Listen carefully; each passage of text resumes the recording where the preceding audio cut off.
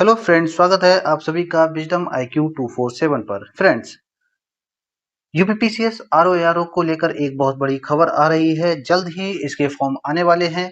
यदि आप भी सचिवालय में नौकरी की चाह रखते हैं और आप चाहते हैं एक ऐसे पद पर नौकरी जो कि काफी महत्वपूर्ण पद है सचिवालय का, तो उसके लिए आप लोग जो है आरओ देख सकते हैं। यूपीपीसीएस आरओ जल्द ही इसका नोटिफिकेशन आने वाला है।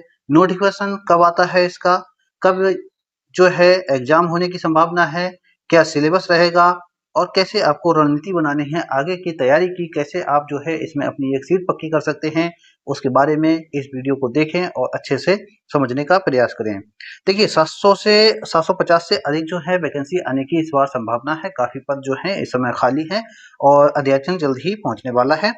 तो जल्द ही जो है ये वैकेंसी आपके समक्ष देखने को मिलेगी। कब आने की संभावना है इसके फॉर्म और कब एग्जाम होने की संभावना है, तो चलिए देखते हैं। देखिए, आरओ जो है 2026, इसमें संभावित जो वैकेंसी है ये 700 प्लस है। अभी जो है इसकी आधिकारिक घोषणा नहीं की गई है, लेकिन संभावना है कि 700 प्लस जो है पद आने की उम्मीद है। और इसी हिसाब से देखें कि कब आ सकता है इसका नोटिफिकेशन, तो आप ये देख लीजिए इसका नोटिफिकेशन कब आता है। और पद और वेतनमान जो है आप देख सकते हैं इसमें।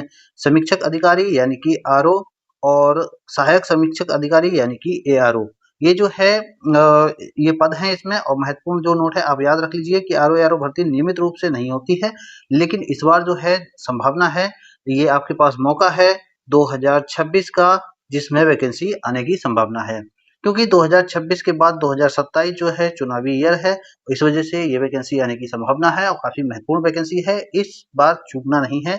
अगर आप इस बार चूक गए तो आगे फिर पता नहीं कब ये वैकेंसी आएगी। देखिए, पिछली बार जब ये वैकेंसी हुई थी तो इसमें 2023 में इसका विज्ञापन आया था और कितना समय हो चुका है आप देख सकते हैं। और उसके बाद इसमें कितने पद थे उस समय, 411 पद थे। 411 पद थे। और इसका विज्ञापन जो है अब कब आने की संभावना है, इसका विज्ञापन जो है अगस्त में आने की संभावना है। पूरी संभावना बन रही है, अगस्त के मिड तक आने की पूरी संभावना है। और इसके फॉर्म अगस्त या फिर सितंबर से स्टार्ट हो जाएंगे। और जो आवेदन की अंतिम तिथि होगी सितंबर अक्टूबर होगी और प्रीलिम्स की परीक्षा जो है दिसंबर जनवरी में होने की पूरी संभावना है। देखिए, ये पॉइंट जो है सबसे महत्वपूर्ण है कि परीक्षा कब होगी, तो परीक्षा जो है दिसंबर या फिर जनवरी में होने की संभावना है। आप लोग अभी से कमर कस लीजिए और तैयार हो जाइए और लगातार अपनी पढ़ाई को जारी रखिए। मेंस की परीक्षा जो है चुनाव जैसे ही होगा उसके तुरंत बाद मेंस की परीक्षा हो जाएगी, अप्रैल में ही, या फिर हो सकता है उससे थोड़ा सा आगे जाए। तो आप लोग जो है अच्छे से अपनी रणनीति बनाइए और अच्छे से फोकस कीजिए। देखते हैं इसके कट ऑफ के बारे में, कट ऑफ किस तरह की रहती है। देखिए, आरओ 2016 में फॉर्म आए थे, 2018 में आए, 2021 में आए और 2023 में आए। तो आप देख सकते हैं कितना गैप रहा है बीच में। तो समझ सकते हैं कि ये वैकेंसी बार बार आने वाली है, हर साल आने वाली नहीं है। आपको ये मौका दोबारा जल्दी नहीं मिलेगा। देखिए, एक चीज और याद रखना है कि कट ऑफ के पीछे आपको नहीं भागना है, आपको सेफ स्कोर करना है। जिस तरह से लगातार कट ऑफ बढ़ती जा रही है, जिस तरह से लोग लगातार अच्छे से तैयारी कर रहे हैं और कट ऑफ आगे जा रही है और पेपर का लेवल भी अलग अलग तरह से होता जा रहा है, तो आपको जो है इस समय अ, अच्छा स्कोर करना है। अच्छा स्कोर का मतलब ये हुआ है कि ये परीक्षा जो है 200 मार्क्स की होती है, 200 मार्क्स की होती है, जिसमें से आपको 130 प्लस स्कोर करेंगे तो ये अच्छा स्कोर माना जाता है। अक्सर जो है 122, 123 इस तरह से कट ऑफ रही है, लेकिन आपको 130 प्लस करके चलना होगा। और मेंस में 400 मार्क्स का होता है, जिसमें 200 प्लस मार्क्स आपका सेफ स्कोर माना जाएगा। तो इस तरह से जो है आप अपनी तैयारी कीजिए। और प्रतियोगिता, जैसे कि मैंने अभी बताया है कि प्रतियोगिता जो है लगातार बढ़ रही है। रिक्तियों की संख्या, परीक्षा की कठिनाई स्तर, उम्मीदवारों की संख्या कट ऑफ को प्रभावित करती है। तो ये जो पॉइंट है इनको आप लोग देख लीजिए। अगर हम बात करें अब इसके पेपरों की, यानी कि पेपर किस तरह का होता है, तो पेपर जो होता है ये दो फेज में लिया जाता है, प्री और मेंस। प्री और मेंस होता है। और आप लोग एक बात और याद रख लीजिए कि इसमें जो है इंटरव्यू नहीं होता है, तो इंटरव्यू इसमें नहीं होगा, सिर्फ प्री और मेंस। प्री जो है आपका क्वालिफाइंग नेचर का है। क्वालिफाइंग नेचर यानी कि कट ऑफ के आधार पे आपका सिलेक्शन होगा, जिस तरह से वैकेंसी होगी उसके अकॉर्डिंग। उसके बाद क्या होगा, फिर मेंस जो है आपके मेंस के नंबर जो है, फाइनल कट ऑफ जो लगती है वो मेंस के नंबरों के आधार पर ही लगती है। तो आपको जो है मेंस पर अच्छा फोकस करना है, यानी कि 400 मार्क्स पे अच्छा फोकस करना है। पेपर जो है फर्स्ट, पेपर फर्स्ट में क्या क्या आता है, कैसा सिलेबस है, आप एक बार ये देख लीजिए। पेपर फर्स्ट जो है इसमें होता है जनरल स्टडीज का एक पेपर होता है। जनरल स्टडीज का एक पेपर होता है जिसमें जिसमें क्वेश्चन का जो संख्या है वो 140 होती है और 140 मार्क्स का क्वेश्चन होते हैं। जनरल जो हिंदी है, जनरल हिंदी में 60 क्वेश्चन आते हैं और 60 मार्क्स के होते हैं। तो आप समझ लीजिए कि हिंदी में आपको अच्छे से स्कोर करना है और जनरल स्टडी को भी अच्छे से लेकर चलना है। अगर हम बात करें इसके सिलेबस की, तो सिलेबस में आपको क्या पढ़ना है, भारत का इतिहास, राष्ट्रीय आंदोलन भी पढ़ना है, भूगोल पढ़ना है, राज्य व्यवस्था पढ़ना है, अर्थव्यवस्था पढ़ना है, विज्ञान, पर्यावरण, पारिस्थितिकी, समसामयिक घटनाएं और उत्तर प्रदेश विशेष। इसका डिटेल जो सिलेबस है उसको मैं जल्द ही आपके लिए लेकर आऊंगा, और जो इसकी रणनीति है और इसमें जो इम्पोर्टेंट करंट अफेयर्स है वो तो मैं इस समय मेरी वीडियो चल ही रही है, current affairs, daily current affairs और मंथली करंट अफेयर्स भी आपको मिलती रहेंगी, जो इस परीक्षा या अन्य परीक्षाएं जो है उनके लिए काफी महत्वपूर्ण होंगी। हिंदी का देखिए, हिंदी का बहुत ही लिमिटेड जो है सिलेबस है, इसमें से आपको अच्छे से करना है। 6 चैप्टर आते हैं। 6 चैप्टर कौन कौन से हैं, एक तो है विलोम शब्द, दूसरा है वाक्य एवं वर्तनी शुद्धि और तीसरा है अनेक शब्दों के लिए एक शब्द, अन्य है तत्सम एवं तद्भव शब्द और नेक्स्ट है विशेष एवं विश्लेषण। इसके अलावा पर्यायवाची शब्द हैं। ये आपका प्री का सिलेबस है। देखिए सिलेबस जो है एक दायरे में बंधा हुआ है, इससे बाहर ज्यादा चीजें नहीं आती हैं, तो आप लोगों को तैयारी अच्छे से करनी है। अगर हम बात करें मेंस का सिलेबस किस तरह का रहता है, तो देखिए मेंस में कुल 4 पेपर होते हैं, 4 पेपर 400 अंक के होते हैं और समय मिलता है 3 घंटे का। तो होता क्या है कि पेपर फर्स्ट में आपकी जनरल स्टडीज पूछी जाएगी, जनरल स्टडीज के 200 मार्क्स का होता है जनरल स्टडीज का, और पेपर सेकंड में हिंदी होगी जो कि सामान्य हिंदी होगी, और पेपर 3 में ड्राफ्टिंग यानी कि हिंदी में जो पत्र वगैरह लिखने होते हैं आपको, सरकारी पत्र, आदेश, ज्ञापन, वो जो है 50 मार्क का होगा। इसी तरह से ऐसे जो आएगा ऐसे होता है 50 मार्क्स का, ऐसे होता है, और इस तरह से ये आपका बन जाता है 400 मार्क्स का। देखिए आप यहाँ पर भी देख सकते हैं कि पेपर फर्स्ट में ये जो है जीएस जो है ये सभी पूछ लिया जाता है, जिसमें यूपी विशेष भी शामिल होता है। पेपर 2 में क्या होता है, गद्यांश, पद्यांश, व्याकरण, रचना और अनुवाद, ये चीजें शामिल होती हैं। पेपर थर्ड जो होता है मेंस का, इसमें सरकारी पत्र, कार्यालय, आदेश, ज्ञापन, प्रतिवेदन जो है इस तरह की जो चीजें शामिल होती हैं। और अगर हम देखें तो पेपर जो थर्ड है वो ऐसे है, विविध समसामयिक सामाजिक विषयों पर जो है ऐसे होता है। कुछ में जैसे कि टाइपिंग भी देखने को मिलती है, तो अगर आप जो है विशेष तैयारी कर रहे हैं तो आप टाइपिंग पर फोकस कर सकते हैं। नेगेटिव मार्किंग की अगर हम बात करें तो नेगेटिव मार्किंग इसमें 1/3 होती है।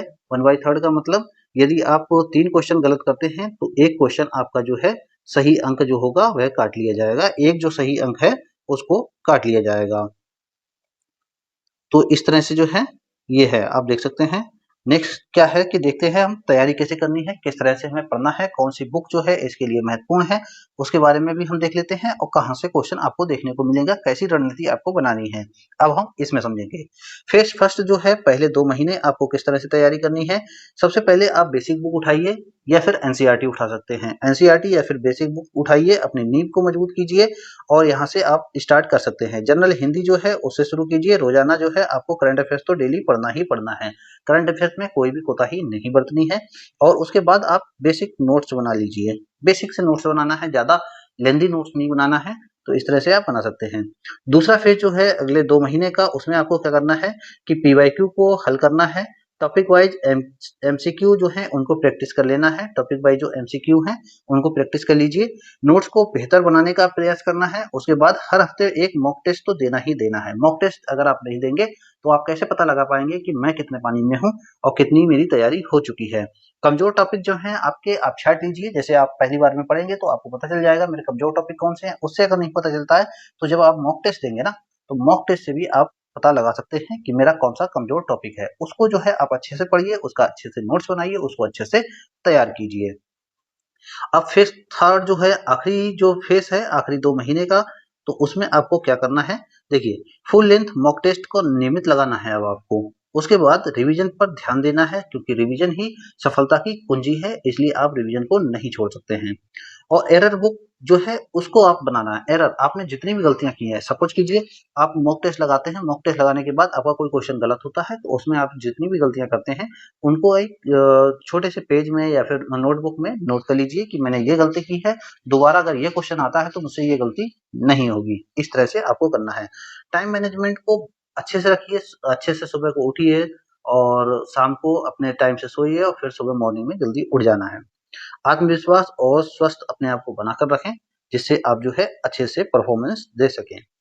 मैं आपको यहाँ पर कुछ बुक्स जो है रिकमेंड करता हूँ। आप ये बुक्स अगर पढ़ते हैं तो जो है आप सफलता के नजदीक पहुंच जाएंगे बहुत ही आसानी से। बस मेहनत आपकी है, रणनीति मैं आपको बताता हूँ।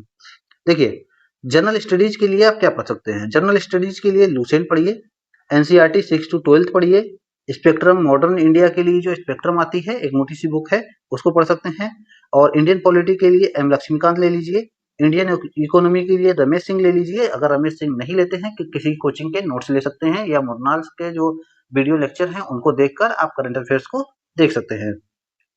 एनवायरमेंट में आप शंकर आईएएस पढ़िए। उत्तर प्रदेश के लिए अनुज तिवारी की एक बुक आती है, आप उसको पढ़ सकते हैं। जनरल हिंदी की अगर हम बात करें तो आप जनरल हिंदी में क्या कर सकते हैं, जनरल हिंदी में आप पढ़ सकते हैं। देखिए, जनरल हिंदी में वासुदेव नंदन की एक बुक आती है वो ले सकते हैं। हिंदी व्याकरण के लिए रमेश बाबू ले सकते हैं। वास्तुनिष्ठ हिंदी के लिए अशोक कुमार ले सकते हैं। तो आप जो है सामान्य हिंदी की एक बुक लीजिए और डॉक्टर वासुदेव नंदन की बुक आती है और एक वास्तुनिष्ठ की ले लीजिए, यानी कि ऑब्जेक्टिव टाइप की ले लीजिए। अब अदर यूजफुल जो है मैं आपको बताता हूँ। अदर जो यूजफुल आपके लिए कंटेंट होगा वो क्या होगा। सबसे ज्यादा महत्वपूर्ण है पीवाईक्यू। पीवाईक्यू को तो आप इग्नोर कर ही नहीं सकते हैं। पीवाईक्यू में भी आपको कौन सा पीवाईक्यू पढ़ना है। देखिए, इसके पेपर तो ज्यादा हुए नहीं है आरओ के, फिर आपको कौन सा पीवाईक्यू पढ़ना है। यूपी पीसीएस की परीक्षा जो है, यूपी पीएससी जो है ये आयोग है, ये परीक्षा कराता है आरओ की। ठीक है, आरओ आरओ की परीक्षा लेता है यूपीपीएससी। तो यूपीपीएससी के जो पेपर आते हैं प्री के, आप उनको पढ़ सकते हैं इसके लिए। ठीक है, उनको रिवाइज कीजिए और साथ ही आरओ के पेपर को भी आपको देखना पड़ेगा। दूसरा आप क्या कर सकते हैं, करंट अफेयर्स के लिए। करंट अफेयर्स के लिए आप एक मैगजीन ले लीजिए, जैसे प्रतियोगिता दर्पण या इस तरह की कोई भी मैगजीन है आप उसको ले सकते हैं। या फिर मैं यहाँ पर मंथली करंट अफेयर्स की वीडियो दूंगा। जो मंथली करंट अफेयर्स की वीडियो है वो सफिशियंट है, और आप डेली वीडियो जो करंट अफेयर्स की आती है डेली रोज, अगर वो आप देखते हैं तो वो भी आपके लिए पर्याप्त है। उसके बाद editorial the Hindu, Indian express, मुझे लगता है इसकी जरूरत नहीं है, तो इन चीजों को आप छोड़ दीजिए। पढ़ने का तरीका आप देख सकते हैं, 8 से 9 घंटे आपको पढ़ना है। किस तरह से पढ़ना है ये देख सकते हैं। किस तरह से पढ़ना आप अपने हिसाब से मैनेज करना है, क्योंकि हर किसी की रणनीति अपनी अलग होती है, अपनी टाइमिंग अलग होती है। उस हिसाब से आप अपनी जो है एक चार्ट बनाइए, उसमें इस तरह से लिख लीजिए जिस तरह से इसमें लिखा हुआ है कि कौन सी चीज कब पढ़नी है, कितने घंटे पढ़नी है, कौन सा आपका वीक टॉपिक है उसको कितने घंटे देना है। तो इस तरह से आप कर सकते हैं। करना क्या है कि पहले सिलेबस आप पूरा कर लीजिए, फिर पीवाईक्यू को हल करना है। सबसे पहले आप सिलेबस पूरा कीजिए, 2 महीने अच्छे से रगड़ दीजिए सिलेबस को। उसके बाद सिलेबस आपका पूरा हो जाएगा। प्रत्येक टॉपिक के बाद जो है संबंधित पीवाईक्यू हल करना ही करना है आपको। गलत प्रश्नों को एरर बुक में नोट कर लीजिए। प्री के लिए कम से कम 10 साल के पीवाईक्यू आपको लगाना है, इससे कम तो नहीं लगाना है। मेंस के लिए मॉडल आंसर लिखने की प्रैक्टिस कर सकते हैं आप धीरे धीरे। जब एग्जाम के 2 महीने रह जाएं लास्ट में, तब आप जो है प्रैक्टिस मेंस की छोड़ दीजिए, सिर्फ प्री पर ही फोकस कीजिए। इंपोर्टेंट जो प्रिंसिपल हैं, सिद्धांत हैं, उनको देख लीजिए। कम किताबें और गहराई से पढ़ना है, यानी कि किताबों का ज्यादा बोझा इकट्ठा नहीं करना है, ना ज्यादा किताबें इकट्ठी करनी है। किताबें यानी कि मैं कह सकूं आपको कि सोर्स लिमिटेड ही होना चाहिए। अगर सोर्स आपका ज्यादा होता है तब आपके ऊपर बोझ होगा और उसमें आप कुछ भी ढंग से नहीं कर सकते हैं। जितना लिमिटेड सोर्स होगा उतना अच्छे से आप परफॉर्मेंस दे सकते हैं। नियमित रिवीजन सफलता की कुंजी है। रिवीजन तो आपको डेली करना ही करना है। एमसीक्यू और या ऑब्जेक्टिव टाइप के क्वेश्चन आपको डेली लगाना ही लगाना है।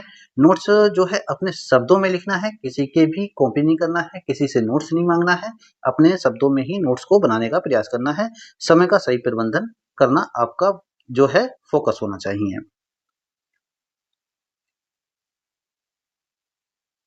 सबसे पहले आपको क्या करना है कि पहले ही बार रिवीजन करना है 24 घंटे के अंदर, दूसरा रिवीजन 7 दिनों के बाद और तीसरा रिवीजन जो है 30 दिनों के बाद करना है। कुछ लोग कहते हैं कि सर मैं पढ़ लेता हूँ लेकिन मुझे याद नहीं रहता। तो याद करने की सबसे अच्छी ट्रिक यही है कि आपको रिवीजन बार बार करना है। लक्ष्य आपका क्या होना चाहिए, प्रीलिम्स जो है, प्रीलिम्स में 25 से 30 फुल लेंथ मॉक टेस्ट आपको लगाना ही लगाना है, ये आपका लक्ष्य होना चाहिए। इससे कम नहीं लगाना है, इससे ज़्यादा आप लगा लें वेल एंड गुड, इससे कम तो आपको लगाना ही नहीं है। मेंस के लिए 12 से 15 सेक्शनल और 5 फुल लेंथ तो आपको लगाना ही लगाना है। और कब देना है? जब आपका पूरा सिलेबस कंप्लीट हो जाए तब देना है। और मेंस के लिए प्रत्येक विषय को तैयार करने के बाद, जैसे एक सब्जेक्ट आपने तैयार कर लिया, उसका आपने क्या लगाया? मॉक लगा लिया, ठीक है? इस तरह से देना है। और फिर अपने आप को एनालिसिस करते रहें, एनालिसिस करना ही जो है आपको सफलता के नज़दीक पहुँचा सकता है। यहाँ पर बताया गया है कि पहले महीने में आप कितना लगा सकते हैं, ये आप अपने हिसाब से मैनेज करना, क्योंकि हर किसी की रणनीति अपनी होती है। आप अपने हिसाब से चार्ट बनाइए, मैंने यहाँ पर चार्ट इसीलिए आपको दिया है। आप इस तरह से अपना चार्ट बनाइए कि मुझे कब, कैसे, कितना लगाना है, ठीक है? तो ये आपको करना है। एरर नोटबुक तो आपको बनाना ही बनाना है, मैंने आपको बता दिया है। स्कोर जो है इम्प्रूवमेंट का प्लान आपको लेकर चलना है। कम स्कोर आ रहा है तो क्या करें फिर? कुछ लोग कहते हैं कि सर कम स्कोर आ रहा है, अब क्या करें? अब क्या करें? अब मुझसे स्कोर नहीं बढ़ रहा है, मैंने ये पढ़ लिया है उसके बाद भी नहीं हो रहा है। तो देखिए, कॉन्सेप्ट तो आपका क्लियर होना चाहिए। प्रैक्टिस कीजिए, बार-बार प्रैक्टिस कीजिए। अगर आपका स्कोर कम आ रहा है, कोई बात नहीं, चिंता मत कीजिए। कॉन्सेप्ट क्लियर कीजिए चुपचाप और प्रैक्टिस कीजिए, फिर कॉन्सेप्ट क्लियर कीजिए, प्रैक्टिस कीजिए। मॉक टेस्ट को तीनों पर फोकस करना है, यानी ये जो 3 चीजें हैं इन पर फोकस करना ही करना है। समय कम पड़ रहा है तो टाइम मैनेजमेंट बनाइए, सेक्शनल जो है मॉक दीजिए। सेक्शनल मतलब जो सब्जेक्ट वाइज जो मॉक होते हैं आप उनको दे सकते हैं। नेगेटिव ज्यादा हो रहा है, अगर नेगेटिव मार्किंग या गलत आपके ज्यादा हो रहे हैं तो क्या करें? तो गैस कम करना है। गैस, जैसे तुक्के में हमने लगा दिया क्वेश्चन, तुक्का लिया, हटाओ, लगा देते हैं, हो गया। नहीं, ऐसा नहीं करना है। एक्यूरेसी आपको बढ़ाना है, एक्यूरेसी आपको 100% बढ़ाना है। जैसे ही आप ऑनलाइन मॉक देते हैं वहां पर एक्यूरेसी वाला एक सेक्शनल दिखाई देगा, वहां से आप एक्यूरेसी देख सकते हैं। और जो आपको पता है सिर्फ वही करने का प्रयास कीजिए, जो नहीं पता है उनको आप मॉक में छोड़ सकते हैं, ताकि आप उन पर फोकस कर सकें। इसलिए गैस नहीं करना है, वहां पर तुक्का नहीं लगाना है। याद नहीं रहता है, तो मैंने आपको बताया है कि याद न रहने की जो वजह है क्या है, कि नंबर 1 तो आप जो है रिवीजन नहीं किए हैं अच्छे से। दूसरा जो है आपका शॉर्ट नोट्स तैयार नहीं होगा, इसलिए आपको याद नहीं रहता है। और जो है ये चीज़ें आपको फ़ॉलो करनी है, जैसे कि शॉर्ट नोट्स और रिवीजन। शॉर्ट नोट्स और रिवीजन अगर आपने फ़ॉलो नहीं किया तो आपको कितना भी पढ़ लीजिए, कोई फ़ायदा नहीं है पढ़ने का, कुछ भी याद नहीं रहेगा। मैं आपको कुछ गोल्डन टिप्स देता हूँ, हर दिन थोड़ा पढ़ें लेकिन रोजाना दोहराना है उसको, रोजाना रिवीजन करना है। मॉक देने का उद्देश्य केवल मार्क्स नहीं बल्कि सीखना होना चाहिए। मार्क्स चेक नहीं करना कि नहीं आज मैंने इतना मार्क्स कर लिया, आज मैंने इतना कर लिया, नहीं नहीं, ये नहीं होना चाहिए। मॉक का उद्देश्य सिर्फ सीखना होना चाहिए कि मॉक दिया, मुझे इससे क्या मिला, क्या सीखा, क्या गलतियां की, उनको देखना है। पीवाईक्यू पिछले वर्षों के प्रश्न को बार बार हल करना है। कमजोर विषयों पर एक्स्ट्रा समय देना है, जो आपके कमजोर विषय हैं उनको ज्यादा समय देना है। और स्वस्थ रहना है, ये आपका पहला सिद्धांत होना चाहिए। अंतिम जो है इसको देख लेते हैं। गोल्डन रूल है कुछ, उनको देख लीजिए। रोज तय समय पर पढ़ें, आपने जो समय निर्धारित किया है उस समय पढ़ें। और अपना जो समय निर्धारित किया हुआ है उसको खराब ना करें किसी अन्य चीजों पर। कॉन्सेप्ट को समझें और रटने से बचें। कॉन्सेप्ट को समझना है, रटना नहीं है। नोट्स छोटे और साफ सुथरे बनाएं। रिवाइज जो है कम से कम 3 बार जरूर करें। मैं आपको कहूंगा 3 बार नहीं, अगर आप अच्छा स्कोर चाहते हैं तो कम से कम 5 से 7 बार आपको रिवाइज करना पड़ेगा, तभी आप अच्छा स्कोर कर सकते हैं। और बार बार रिवाइज करना पड़ेगा। समय का सख्त पालन करें। देखिए, समय का सख्त पालन यहाँ पर मैं थोड़ा सा आपको बताना चाहूंगा। अ, आजकल लोग फ़ोन जो है अपने साथ लेकर बैठते हैं। अच्छी बात है, फ़ोन में बहुत कुछ आपको मिलता है, बहुत कुछ देख लेते हैं। लेकिन जब आप पढ़ रहे हों, जो आपने समय निर्धारित किया हो, उस समय आप सारे नोटिफ़िकेशन ऑन ऑफ कर दीजिए या फिर फ़ोन को साइड में रख दीजिए। तभी आप अच्छे से पढ़ सकते हैं। शॉर्ट वीडियो पे तो समय बिल्कुल ही खराब ना करें अपना। मौक जो है आपका दर्पण है, यानी कि आईना है, और इसको जो है नज़रअंदाज नहीं करना है। तो ये गोल्डन रूल है, आप इनको लिख लीजिए। इनका एक चार्ट बनाइए और अपने टेबल के सामने लिख लेना है, ताकि कोई भी रूल आप ना भूलें। ठीक है, ये हो गया। और लक्ष्य आपका क्या होना चाहिए? एक लक्ष्य तय करें और उसी पर आपको फोकस करना है। सही रणनीति और स्मार्ट वर्क के ऊपर कार्य करना है। रोज पढ़ना है, रोज आगे बढ़ना है। समय पर टेस्ट दें और प्रदर्शन को जांचें। और धैर्य रखें, मेहनत करें, सफलता आपके कदम 100% चूमेगी, मैं लिख कर देता हूँ। टॉपर्स की एडवाइस आप टॉपर्स कुछ होते हैं उनकी एडवाइस को भी समझ लीजिए, क्योंकि बार-बार अलग-अलग वीडियो क्या ही देखेंगे। मैं आपको बता देता हूँ कि एनसीईआरटी को मजबूत करें, ये हर टॉपर बताता है और यही आपकी बुनियाद है। जहाँ भी कोई सी भी वीडियो देखिए, किसी भी टॉपर की वीडियो देखिए, किसी भी टीचर की वीडियो देखिए, किसी की भी वीडियो देखिए, हर कोई यही कहेगा एनसीईआरटी को मजबूत करें, एनसीईआरटी को अच्छे से पढ़ें। दूसरी क्या कहेगा कि आंसर राइटिंग की आदत डालें, आंसर राइटिंग करते रहें, पॉजिटिव रहें और सुधार करें। हर दिन खुद को कल से बेहतर बनाने का प्रयास करें। हार नहीं मानना है, कठिन समय बेहतरीन परिणाम देता है। एक चीज और मैं आपको बता देता हूँ, हर टॉपर ये कहेगा revision revision revision revision revision. Revision हर हाल में आपको करना ही है, ठीक है। दूसरा क्या करना है, क्या नहीं करना है, आप जो है वीडियो को रोककर देख सकते हैं। और जो मोटिवेशनल बूस्टर है, आप कुछ लोग मोटिवेशनल चाहते हैं, तो मोटिवेशनल क्या है कि सपने वही पूरे होते हैं जिनमें जान होती है, मंजिल उन्हीं को मिलती है जिनके सपनों में उड़ान होती है। आज की मेहनत कल की जीत है, आप कर सकते हैं, हम आपके साथ हैं, लगे रहिए और फोड़ दीजिए एग्जाम को। तो आगे जो है इससे संबंधित जितनी भी अपडेट होगी वो मैं आपके लिए लेकर आता रहूंगा। और करंट अफेयर्स की वीडियो इस समय लगातार चल रही हैं, जल्द ही मैं इसके पीवाईक्यू भी आपके लिए लेकर आऊंगा। और अगर आपको ये वीडियो अच्छी लगी है तो चैनल को सब्सक्राइब कर लीजिए, क्योंकि यहाँ पर मिलती है आपको सबसे पहले अपडेट। Thank you.